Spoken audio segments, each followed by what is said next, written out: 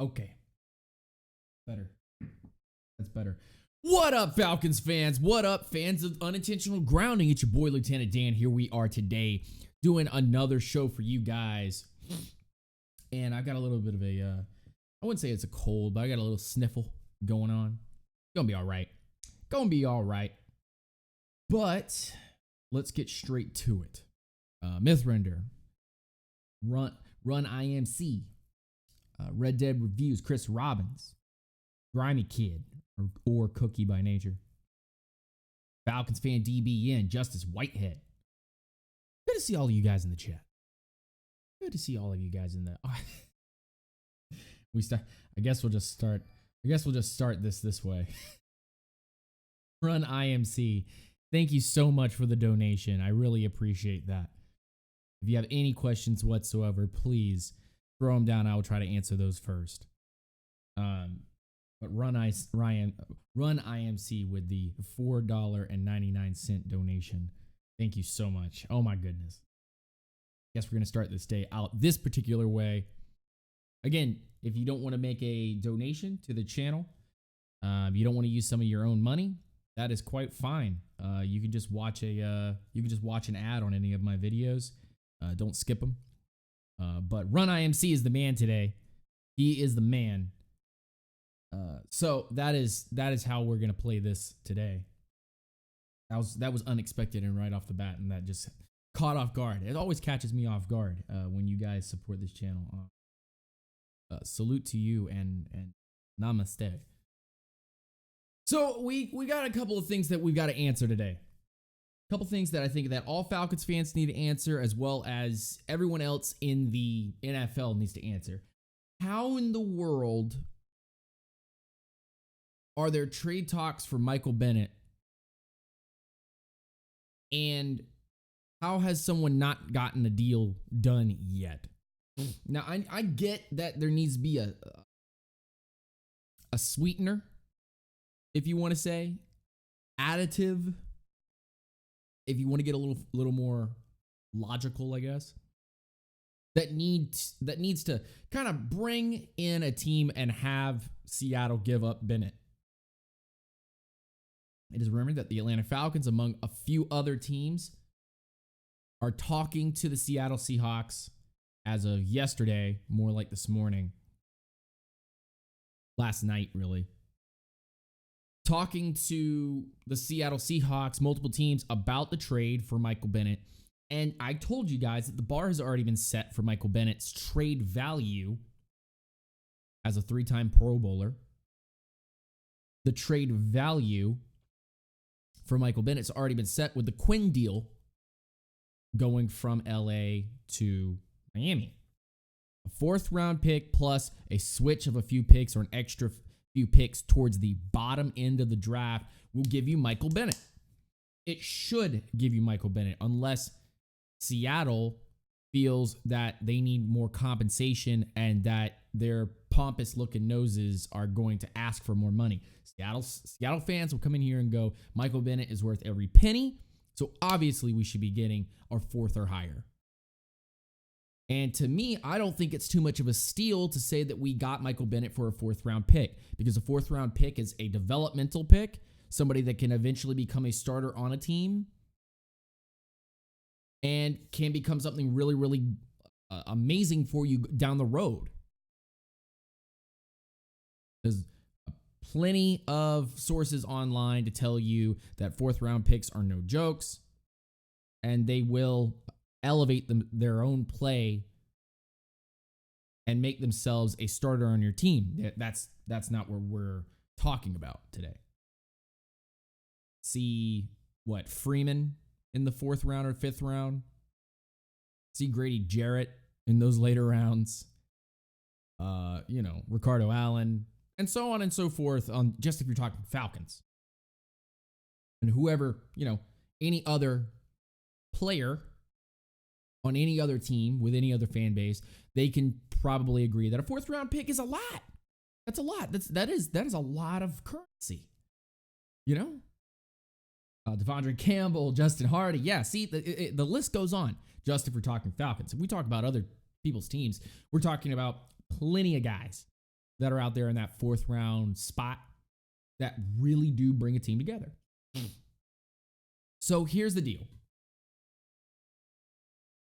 And Ryan MC immediately asks, is Bennett really that much of a locker room cancer? And only the players would actually be able to answer that question.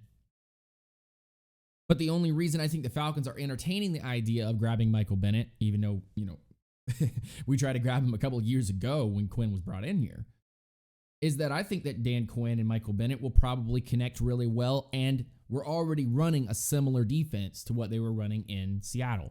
So, okay, now all the speculation on the table and all of that out of the way, just clear it to the sides for just a second. What can Michael Bennett do for the Atlanta Falcons if this deal goes down? And if we do get him for a 4th-round pick plus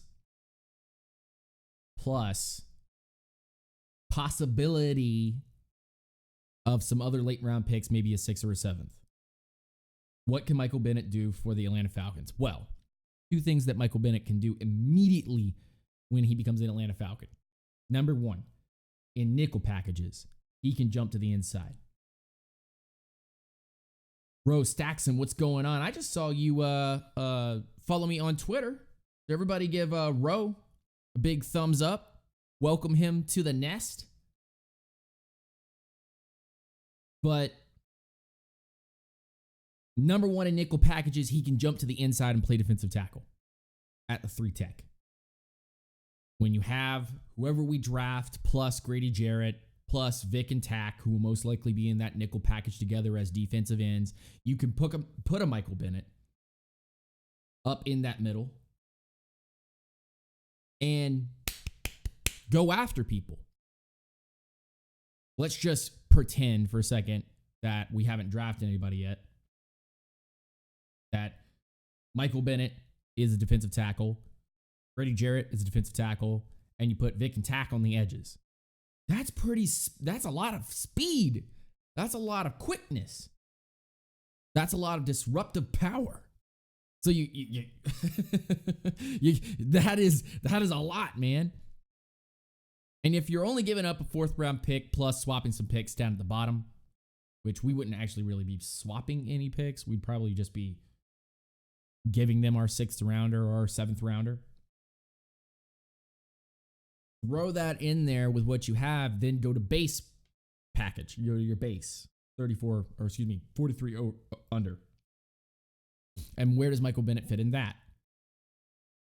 Well, as an experienced veteran, somebody that can set the edge very well, I think Michael Bennett plays your left in.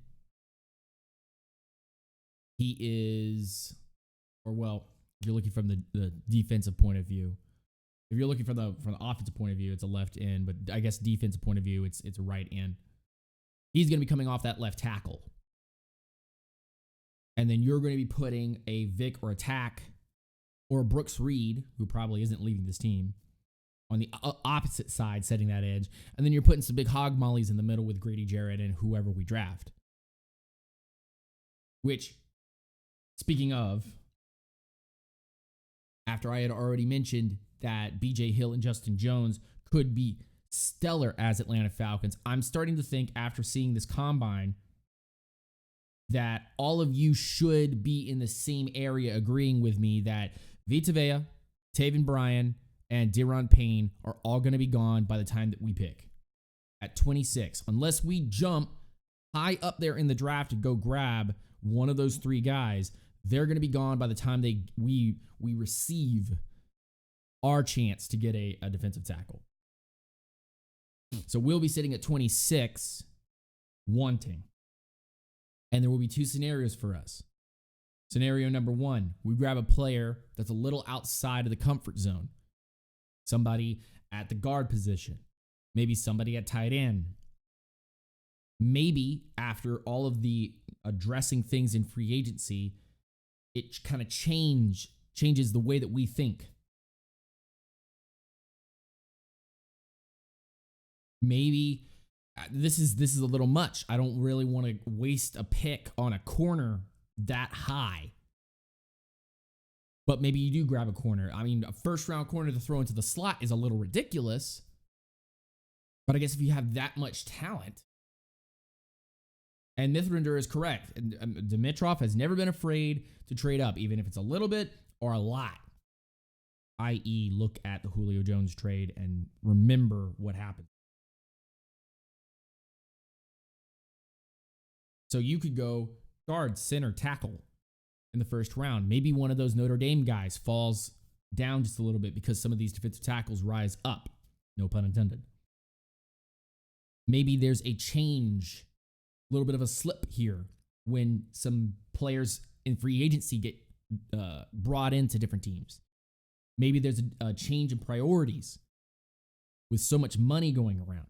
Remember that the quarterback carousel is going to happen. Just is what it is. Maybe there's a change. There's so many factors, but maybe there's a change at the very top of the draft that makes a couple players fall into the laps of some teams that weren't expecting that player to fall. Maybe a Bradley Chubb falls just a tad bit. Maybe a guy like Vita Vea or Taven Bryan or Deron Payne, after their combine performances, Vita Vea a little bit less than that, but maybe a Taven Bryan or Deron Payne jump up into the top 15 picks and push some people down. It's the exciting part. Yeah, true. Very true. Very true. Live sit in a 1-year deal. That idea. First idea I've heard. So, really quick, this is morning coffee with Lieutenant Dan, by the way. So, I'm going to take a sip of coffee here. But think about this for a second. It's a crazy idea. I don't know how many Falcons fans would buy into this, but I'm going to tweet it out. I'm going to tweet it out. I'm going to ask about it on Instagram. I'm going to ask you guys in here. So what happens if all of the top 3 or 4 defensive tackles go? We don't make a trade up. We're sitting at 26. No one wants to trade up to our spot. Can't find any partners. We couldn't trade up ourselves to be able to get what we wanted. And we're sitting at 26.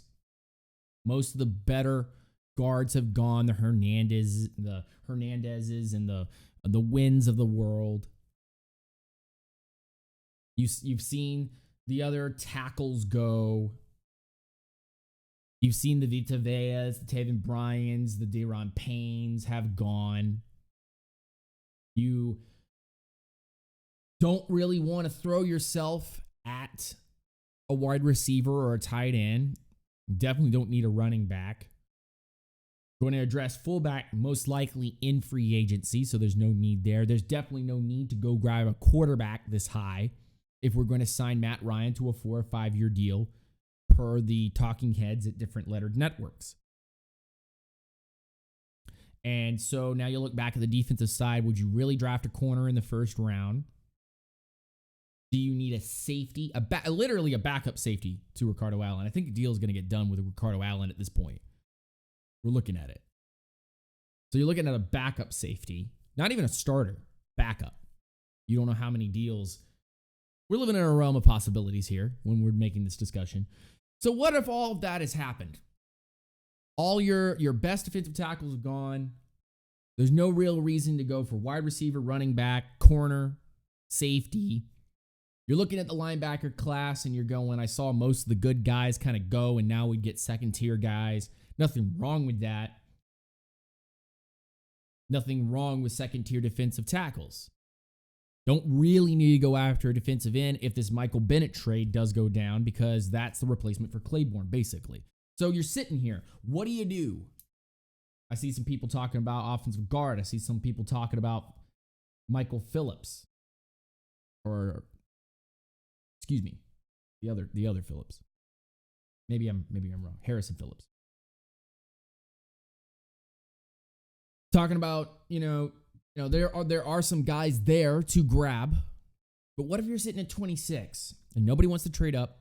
Nobody let you trade up. All the guys are kind of gone, and you're sitting there going, what do we do?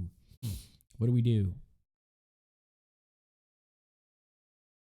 What do you do at 26 if your guys at the top of your list are gone, and now you're looking at the other guys down at the bottom? I have the answer for you. Sarf. People will go in here and will roll their eyes immediately at it. Sarf. Oh, here we go. Lieutenant Dan. With a system adjusted round fit, obviously. Here we go. Because obviously, Lieutenant Dan is a crazed weirdo, psycho, thinking that grabbing people that belong in day 2, grabbing them in day 1 would be crazy, out of your mind. Well, after watching this combine, okay? After watching the combine, watching and reading who we've talked to, listening to people, trying to be the fly on the wall, I've come up with a solution. Draft BJ Hill in the first round. If Vita Vea,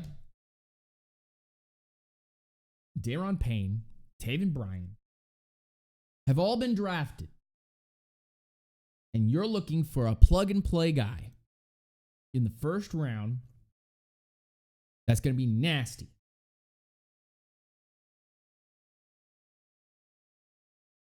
you're looking for a guy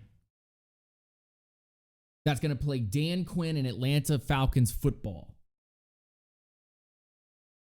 Bruh, there's only one way to go. If Vita Vea, Deron Payne, and Taven Bryan have all been drafted, and there's nobody there for the Falcons to grab, if we've addressed most of our options in free agency, we've made the Michael Bennett trade, and we're looking for that piece, to set the piece next to Grady Jarrett, and everyone else is a day 2 guy, you use system adjusted round fit and you go, let's grab the guy that makes the most sense for Atlanta, and even if he's a day 2 guy, let's pull him up.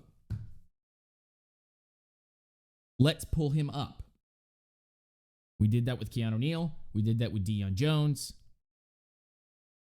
We took guys that were supposed to go in particular rounds elsewhere, a round a little bit earlier, and what have we become?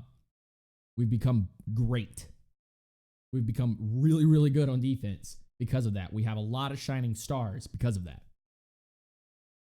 So it only makes sense to me to tell everyone else in Falcons land that you're sitting there, all the best guys are gone, and you see BJ Hill. You go, that is a no-brainer.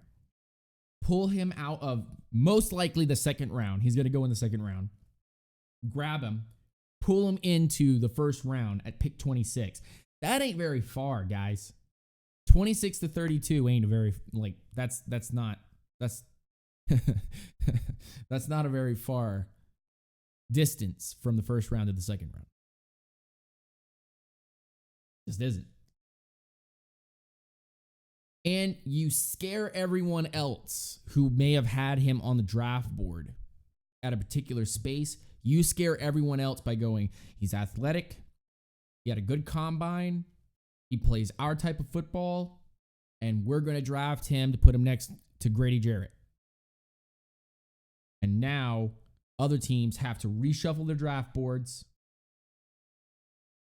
and you pull him into the first round at pick 26, and you go, done. Done. We'll see you in the second round. Because I'm literally pretending right now that the fourth round pick for the Atlanta Falcons is gone, that we've given it to Seattle for Michael Bennett. If the deal doesn't go down, then there's obviously other scenarios that we could go, but I'm going with this scenario. All the defensive tackles have gone. The ones that would make an impact anyway with Atlanta year one, guys that we've talked to. And now we're talking about guys that are supposed day 2 picks, like Keanu Neal was supposed to be a day 2 pick. Grab them, fling them into the first round, and say, this is our plan of attack. BJ Hill, Grady Jarrett, Michael Bennett, Takk McKinley.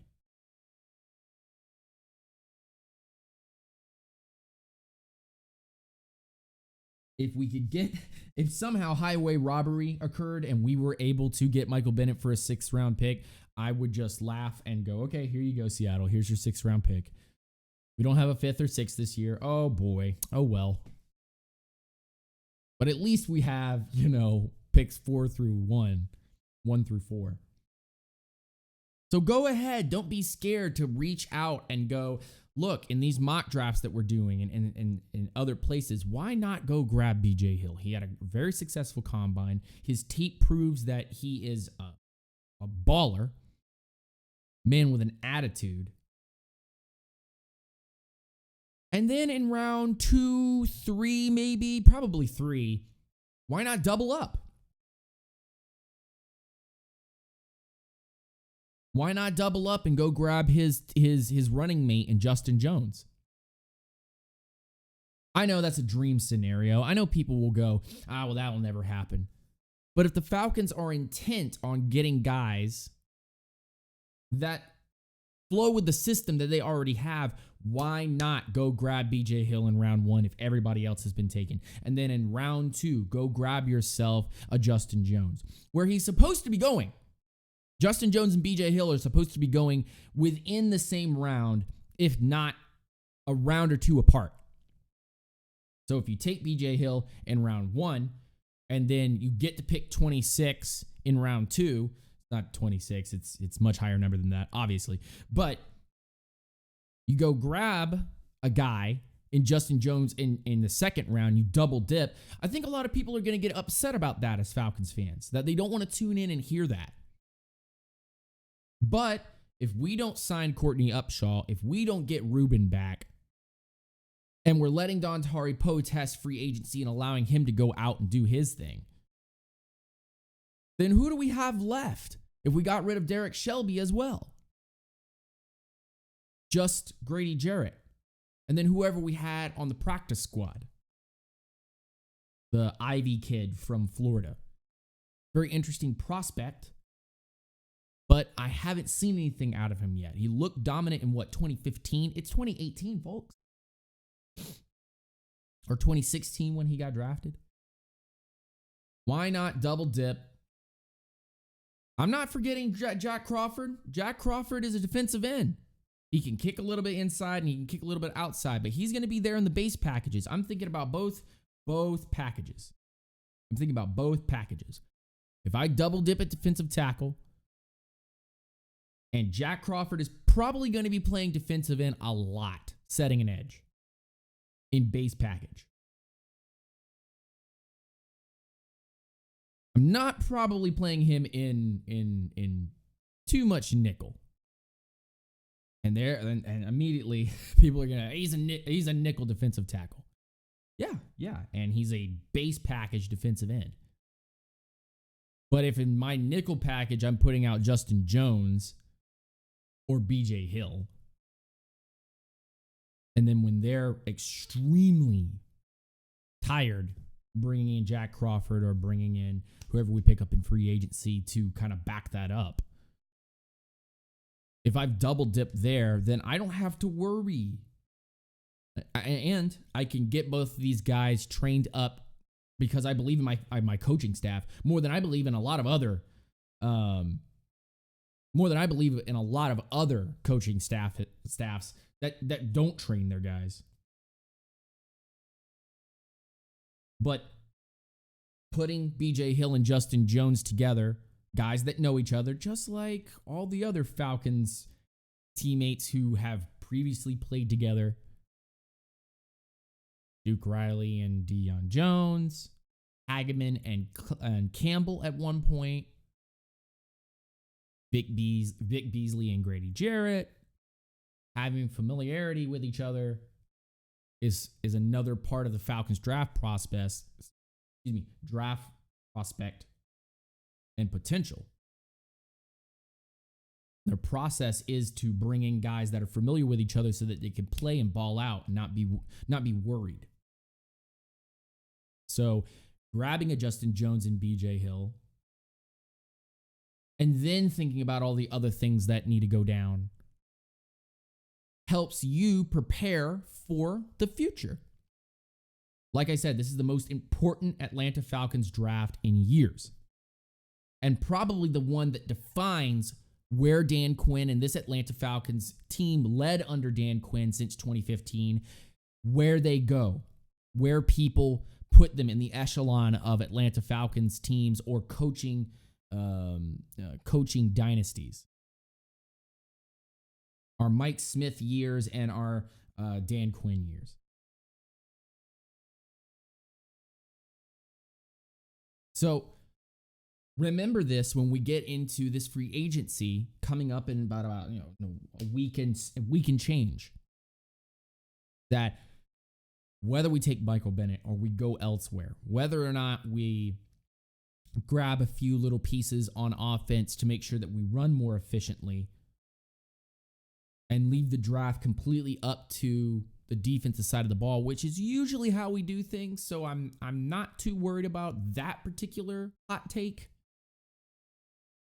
But however we do it, remember that this group is better at training, the coaching staff is better at training the players that work in this system than a lot of other coaching staffs. So I'm not worried if we grab guys that are supposedly, air quotes, meant for the second round for day 2, and we're taking them in day 1. I'm not worried about taking guys a round early or several rounds early because that's the guy that we want. I'm not worried about that. I think people worry too much about that kind of nonsense. Oh, this guy belongs in day 1, and this guy belongs in day 2, and this guy belongs in day 3. I argue against that because Keanu Neal was supposed to be a day 2 talent. He wasn't supposed to be taken 17th overall in the first round. And yet, he's flourished. You know why people were saying that he was supposed to be 17th or not 17th overall? Why he was supposed to be taken round 2, round 3? because teams didn't know how they were going to be able to manage Keanu Neal. They thought that he was just going to be another big hitter. Well, Dan Quinn has transformed that big hitter into a silent killer, into a guy that's going to pop heads off. So, look, man. That's where I stand right now. I hope that you guys understand that's where I stand right now.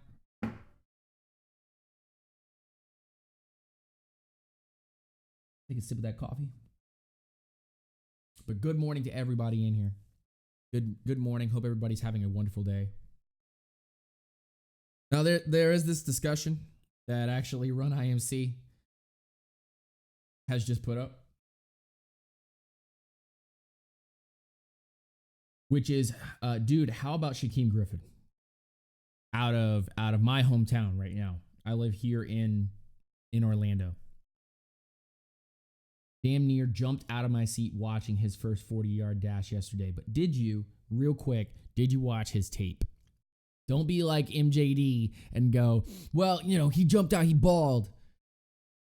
But not watch his tape. Do go watch Shaquem Griffin tape. Or even if you just want to hype yourself up just a little bit, go watch his highlights. I think the first 30 seconds, first 45 seconds, he intercepts a ball with one hand. And I'm like, dude. What's going on, Brazilian X skills?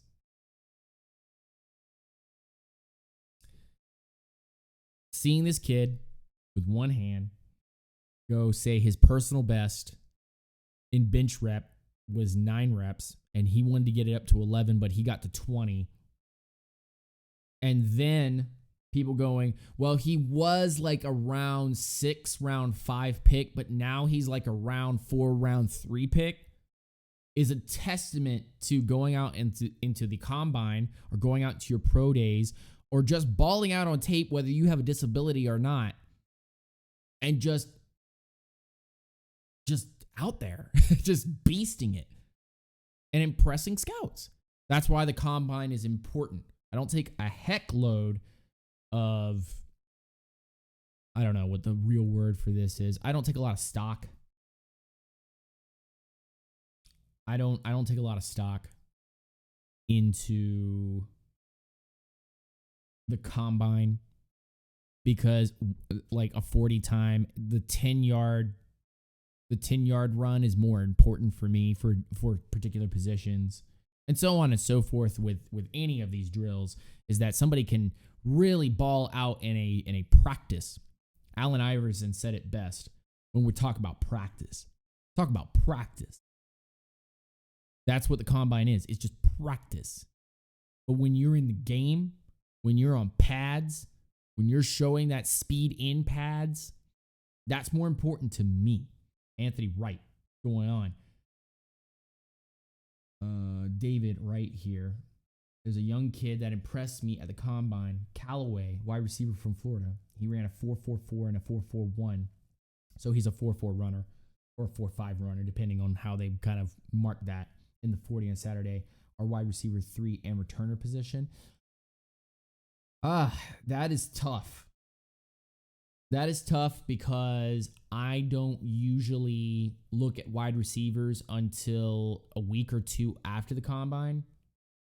And this year I broke that mold and started looking at a couple guys, and I haven't seen Callaway yet. And I don't want to remember this whole stream, my whole show is about facts and truth. So I will never go out and say, yeah, I saw his tape, he wasn't that good or whatever. And I'm not going to do like an MJD, okay? Where he lied about looking at tape. I haven't seen Callaway yet. And maybe I should go take a little peep while I'm finishing up the Hayden Hurst video today. The James Daniels videos. Maybe I should take a little peep at Callaway. Look at some of his tape. See how impressive he is. Terrell Powell with a $2 donation. Oh my goodness. Terrell, you're killing me, man. You're killing me. There is the animation should be on there we go. Thank you so much, Terrell. I appreciate that. If you have a question, please let me know. Thank you for the support, my dude. Everybody, please, just a quick clap. Please, just a quick clap for Terrell Powell. Thank you so much. I want to see all my grounders go. I want to see all my grounders go out here and give him some love. Give Terrell Powell some love, man. He's a cool cat. He's been a regular here, and he's been huge support for me. So if you're in the chat right now, please give Terrell Powell some love and some appreciation.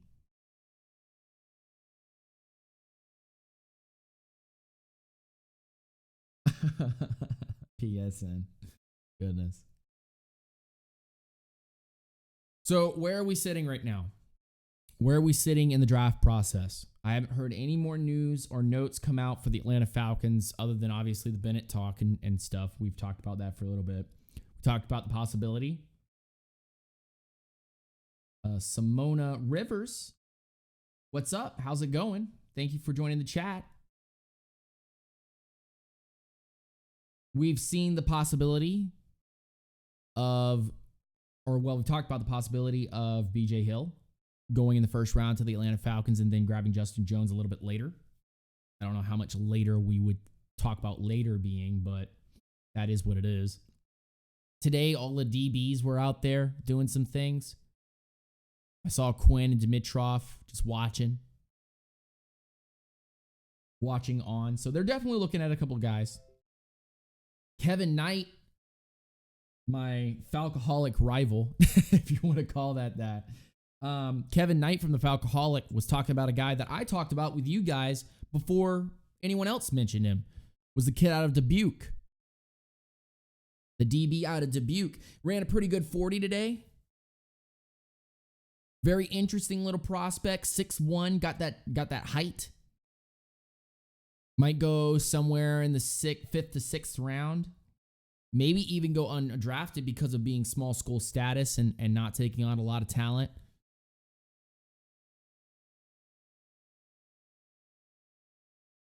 Did the combine clear anything up with you so far? Great question. See, these are the questions I need, man. These are the questions I need. Because I think this is where I wanted to go with the next part here. Or at least where I was wanting to go. Simona, if you have any questions, let me know.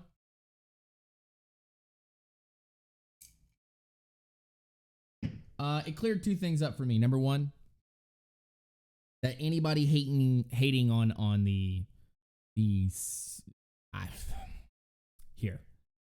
that's not the way that I actually want to say that. I think that the gap between the defensive tackles round 1 and defensive tackles round 2 is not far off. I don't think the gap is that far. James C. Alberton III, what's going on, my man? Rise up. Good to see you in the chat. I think the gap between defensive tackles is not too far. Woo! Oh, boy. Oh, boy. Roe Saxon with the $10 drop down. Roe Saxon with the $10 drop down. Can everybody please give Roe some love? Can all of my grounders please give him some love? Roe, if you have any questions at all, please throw it into the chat. But Roe putting it down today. Roe hitting it up. Thank you so much for helping with this channel. Really appreciate it, buddy. I think the us clearing up the defensive tackles right now, it's not so far off. Defensive ends, this was the first time they ever did. Defensive ends were in a separate group running 40s and doing drills than the defensive tackles. Thank you. Yes, I will continue to work as hard as I possibly can, especially with the tape coming out today. I'm going to sit here for a couple hours and finish up this tape and then look at some other tape, especially Callaway Kid. Thank you, David, for letting me know about him, and I would go take a look at him. But defensive tackles, not too far off. Defensive ends, the disparity between the defensive ends round 1, round 2 right now.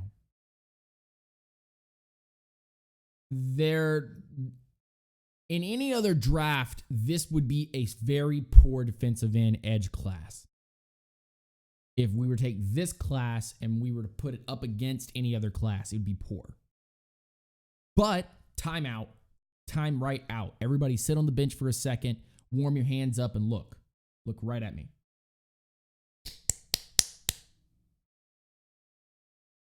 I am looking at all of you, and I'm going to tell you right now that this class is really set up for 34 defensive schemes. This class has a lot of edge rushers from the outside. So that's where this class is going right now. And traditional defensive ends, what we're looking at, guys that can play a little bit of defensive tackle and defensive end. So we're not completely 100% traditional. But guys that we're looking at that particular height and weight status are plentiful in this draft, although a little bit weaker than we would be looking for.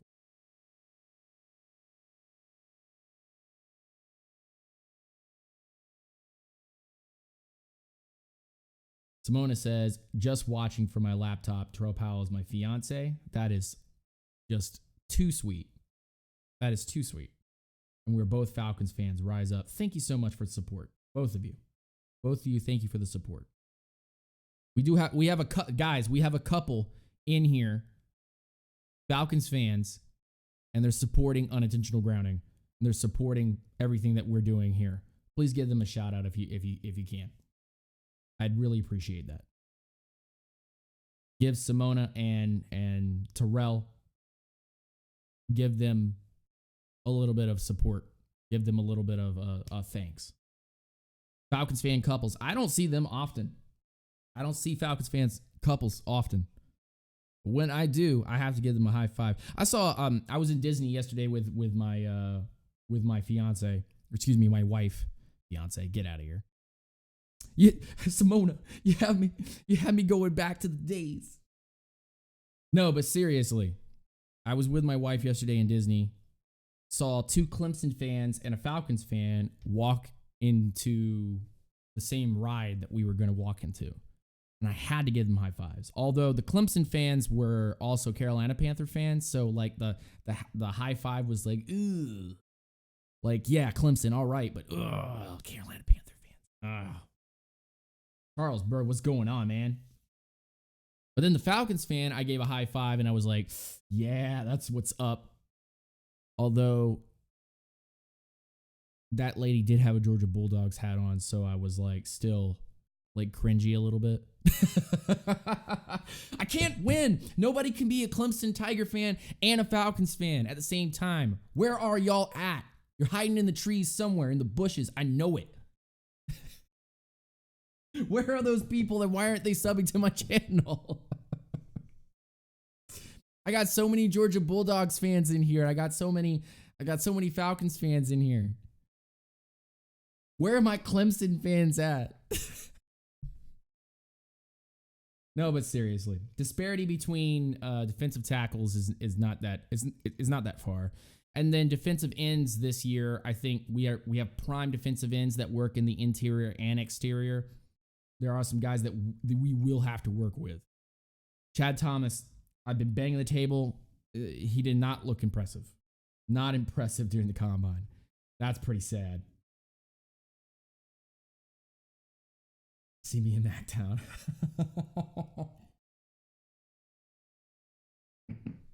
And then, you know what also kind of cleared something up for me this year? Is that if you don't grab a linebacker in the first 3 rounds, you're really looking at some backups. Linebacker class isn't very impressive. Outside of about 4 or 5 guys, including Takeem Griffin. Outside of those guys, it's tough. That is tough. You're looking for impact guys. Look no further than your kids from UCF, Georgia, Look at your Tremaine Edmonds. Look at your kid from Texas, and they're gonna ball out. Look at your Vander Etch from Boise State. That's about it, man. There's some other guys out there that definitely ran some good 40s and they looked okay in the drills. But we're talking about practice, man. We're talking about practice. When I'm looking at tape, when I see them playing the game, it's a little different. When you're out running in your underoos, okay, and you're having a good combine, but then I see you kind of flailing around on the field. I was like, I'm not too. Nah, I'll pass. But when I see you performing very well on tape and then going out to the combine and testing well, I go, okay, there's something that's level ground. I can start here, and that helps me clear some things up. I also think that this draft, by the way, after looking at this draft class, I think there will be some teams in the late 10 to early teens that are going to be looking to jump up and grab some guys. Oh, true. Completely true. The combine is icing only. It is to justify what you've been talking about for weeks or months about a particular player or a particular set of players. Like when Vita Vea gets hurt and you don't get to see him do the rest of the combine, but he will be at his pro day. You go, they were all there. I don't know. Now I have to go send a scout out to Washington, have him go out there, but it won't be official because he won't be actually at the combine doing anything. We'll be at a pro day. This is why I say you've got like 30-something invites during the year to bring people in, right? Like everybody understands that, right? In the chat, there's 30-something invites that a team can bring someone in for a workout. Of those 30 people that you bring in for a workout, maybe about 5 of those people are going to be legitimate first round discussions to pick in the first round. So Kelly just ran a 4.66 and then Neil just ran a 4.56. Both guys, by the way, that I really like. I like both of those guys. Although I think maybe Kelly might be a better free safety. I don't really know if I want to put him at nickel. But we did look for bigger guys for our nickel. Like, well, just look at our recent kid from LSU who we cut from the team. I don't want to say his name anymore. If he ain't playing for the Falcons, I don't want to say your name. But, I mean, if you looked at JC and saw the kind of type and body that he had, and we were playing him not only on the outside when some of our guys were hurt, but we were playing him nickel, then you understand what kind of height and weight measurements we're looking for. So that's kind of where I wanted to go with that direction of the show, was to tell you guys that here's what I've seen at the combine. Here's what I think the Falcons will go direction-wise because of the rise and fall of a couple of defensive tackles, and there's definitely going to be some trading going on. But outside of that, and the whole Michael Bennett talk and us trading a 4th-round pick for Michael Bennett plus probably like a 7th-rounder or 6th-rounder that we'll probably have for like 2 years, 3 years. Lunatic Fringe, what's going on? Actually, because of your name, I do have a discussion with you in just a moment. So don't you go away. You stay right there, Lunatic Fringe. But because of the way that the Falcons have kind of organized themselves and they really haven't let out a lot, really a lot of teams haven't let out a lot about who they've interviewed and who they've talked to. Over these next couple of weeks, when you see the pro days go down and workouts begin to happen, we'll get a little more clarity on who's going to be going where and why and how and what it will take to get the X player. But like I said, don't be discouraged if Vita Vea and Deron Payne and Taven Bryan all go before Atlanta is able to pick. When Detroit and Washington and Green Bay and San Diego all need some defensive tackle help. When a team like the Bills is constantly getting mocked one of these guys, there's a lot of roadblocks that one of these top guys would have to overcome to be able to get to us, and we would have to jump to get one of these guys. Do not worry and do not fret or get upset if Atlanta decides to go out of the box like they always do and use system adjusted round fit to say, our system declares that we need this particular player. Let's go into round 2 or 3 and take one of these guys that we really, really, really, really, really like and bring them into the first round. Even though there are probably better players at different positions, still here, we can go get a BJ Hill and bring him into the first round because we believe he's the best for our system. Out of the defensive tackles that are left and out of all the other things that are going on. I think Brazilian X Skills actually came in here. I think Brazilian X Skills came in here right after I had already finished that discussion. Who's drafted first? David Avea.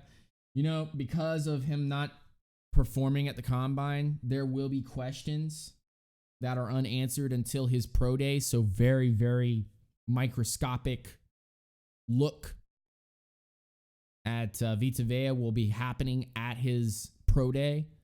But I don't think there's really any more that Tevin has to really justify. And people are going to look for him to be a 43 defensive tackle and a 3 tech style of defensive tackle. Going to be very comfortable there. So it depends on what teams are looking for. I think that Washington's looking for a nose tackle, so they could definitely be taking Vita Vea first. And then Taven Bryan, you know, I think he might be a future Packer. That would be interesting. Or if the Lions are sitting there and he's still sitting there, I wouldn't be too surprised if he goes there. Deron Payne has definitely gotten his draft stock boosted because of this combine, although I don't see it on the tape. Maybe my eyes are glazed over with a little bit of bias, but when I watch his tape and then I just saw his combine, I go, something's not adding up. Red flags. That's just me. Maybe there's different opinions in this chat or elsewhere, but when I watch the combine, then I watch his tape again, I'm like, something's not adding up here. He looks good in some games. He looks not so great in others. He's holding the line, but is that more him or the defensive line that's there at Alabama? Is it the team that they're playing? What is it that Deron Payne, I don't want to take away from Deron Payne's performance, but when I look at him, I go, wow, I can't fall in love with you. It's like the pretty girl or the very handsome guy, whatever you're into, that you see and you're just like, oh wow, that would be somebody that I would really want to go after in life. And then just things don't add up along the way. How they manage money or how they do, how they work at their job or what they do, outside of life, what they go do on their free time. And you start adding these things up and you start going, there's just something that doesn't add up, something that's not right. So whether you're interested in that guy or that girl, and you're a guy or girl, doesn't matter, whatever you're into, like I said, and just something just doesn't add up in that situation, just a little bit of life advice. I'm 27 years old. I'm not that old, so maybe I shouldn't be giving out life advice, but if something just doesn't seem right, even if it's the most minute thing, you should ask them about that. And ask your friends what you should do if you have good friends with good advice, or your parents. But in this case, in the sports world, you look at the tape of Deron Payne and you look at the combine and you see two different things. And you go, something just doesn't work. Something just doesn't add up here. maybe some of you guys have already bought into Deron Payne as a legit contender for your team. For somebody that can definitely turn the organization on its head and make it go in the correct direction. But to me, something just doesn't add up. Now, okay, maybe I get proven wrong. Not like Deron Payne has to prove anything to me. But maybe I'm proven wrong. Maybe Deron Payne gets drafted by the Atlanta Falcons, somehow makes it to our pick, or we fly up to go get him. And he comes out, and he and Grady Jarrett are a beast. But I'm reminded of the tape that Deron Payne has. Inconsistent nature. And then I'm reminded that this player looks exactly like Dontari Poe. Not 100%, but looks like a Dontari Poe type. And we just had Dontari Poe, and he really didn't, like, he was there. Do you get what I'm saying? The impact was minimal. There was impact, but it was minimal at best. You need somebody that's going to impact all the time. There will be times where they don't impact, but they need to have a higher impact rate than a lower impact rate. Dontari Poe was there, and he was just there. That's the bottom line, because Stone Cold said so. So be careful when things don't add up. Vita Vea got hurt. Nothing you can do about that. His tape shows who he is. 345-pound monster. He'll probably put on NFL weight, which means that he's going to probably drop some.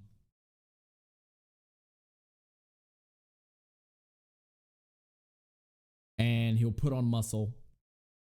And he'll be a guy. Same thing with Taven Bryan. He's going to go put on NFL weight and muscle. He's going to find that sweet spot. And he's going to be playing with somebody.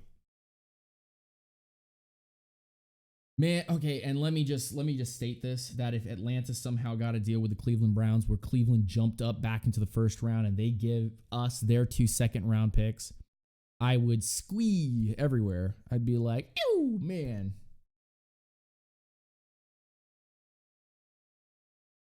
We hit the lottery. And then the draft changes for us. Now we have 3 picks in the second round, and we can move. Pick up BJ Hill, pick up Justin Jones, and you still have another second round pick. And now you've got 3 more guys or 2 more guys that you can draft. 1, 2, 3. You get 2 more guys you can draft. So that's huge. Instead of just having only 3 guys, 4 guys, maybe 5 guys. 5 guys, burgers and fries. You know, yeah, you put some things together. But that's, again, another scenario for another time. Listen, folks. I'll only say this one more time because I know you guys are tired of it. But I am heading to the draft this year. And I'm going to be live at the draft this year in Dallas. I don't know how I'm going to get in, but we're going to find a way in. Okay? If I have to go there and find out that ticket prices are as so and then I can get in, or free standing room for, the fans, I will find a way in there. One way or another, though, as I try to get into the NFL draft in Dallas, I want y'all to know that I'm going to try you by yourself or going with a wife. Wife is staying at home. Wife staying at home. I'm going with Vach Lombardi. Lombardi's Draft Talk. We're going to be there repping the Cowboys and the Falcons, and we're going to be looking at stuff. We're going to be seeing how all the happenings. You know what I'm saying? But when we go take a look at the draft and how things are going to go down, I want you guys to know that content obviously will be coming back a couple days later and getting dropped here. I'm going to work on a Hayden Hurst film and James Daniels film today. Not right after this, but yeah, he is wild. I'm gonna be working on those 2 pieces of tape and dropping them either today or tomorrow. Tomorrow, my wife gets out a little early from work, so I want to spend the day with her if I can. So tomorrow, Wednesday and Thursday, I'm going to be spending more time with my wife. Thursday late, I might do a show or something of that nature. Here's the link in the description, but not only that, but in the chat to my mixer. You guys see the links to my other stuff on the screen right now. You might be there. I'd love to meet you, Justice. That would be pretty cool. We'll do a little meet and greet. I'll do a little meet and greet with the fans, and with the grounders, all the peeps that are out there. Falcons fans in general, but the grounders, when I see the grounders, I definitely want to meet up with them, take some pictures. That would be pretty cool. All work out together. But I'm going over to my mixer right now. I'm actually literally turning this off, going over to my mixer. I've worked on some of the Hayden Hurst and James Daniels tape already, so I just got to kind of chop that up and finish it off. But go over to my mixer, where I'm going to be heading over there and going to be playing some video games. I don't know what video game I'm going to be playing, but as we go and play that video game, I'm going to be talking some more Falcons stuff, taking some questions there. And just having a fun time with you guys for, 2-3 hours. And then I'm going to head back over here, finish up the tape, drop it for you guys so you can watch that, give you my opinions on it, so on and so forth. So thank you so much. We officially over 1 hour, which is how I do my discussions, how I do my talking with you guys. Going to try to get the phone line set up so that we can have you guys call into the show. I know that you guys would want to do that. I tried to get into For Honor, Brazilian skills, and I wanted to scrape my eyeballs out because I did buy it. I had fun with it. But I'm not into that kind of thing. Especially with some of the characters that they added to the game that kind of made it worse. Also, Lunatic Fringe, if he's still in here, I don't know if Lunatic Fringe. Let me see if I don't know if he's watching anymore. But I want to know some of your WWE thoughts as well. So I'm going to be talking about that on Mixer. So go over to Mixer, mixer.com/CodyRamsand. It's in the chat right here as well as in the description of this video. Go check me out because I'm going to be playing some video games, chilling with you guys. Probably play some Dark Souls or something. I don't know. I'll figure it out. And if you have friended me on Xbox and you have a microphone, maybe I'll invite you to a party and we can talk some Falcons football there as well. Just an outlet for you guys to be able to talk. Lunatic Fringe, I definitely want to see you over there. I want to hear your WWE opinions. I want to hear it. Definitely want to hear you. Or your New Japan opinions as well. See you guys over there on Mixer. Do I play Madden? I don't play Madden. I haven't played Madden in a long time, and only for one reason is because I live in the football world. I watch people play, and I have to watch tape and everything, and it doesn't do it for me. I play FIFA, but that's just because I'm addicted to soccer. That's a drug, man. I just watched MLS opening weekend. LAFC, the new team that got added to MLS. They beat Seattle Sounders. So that was interesting.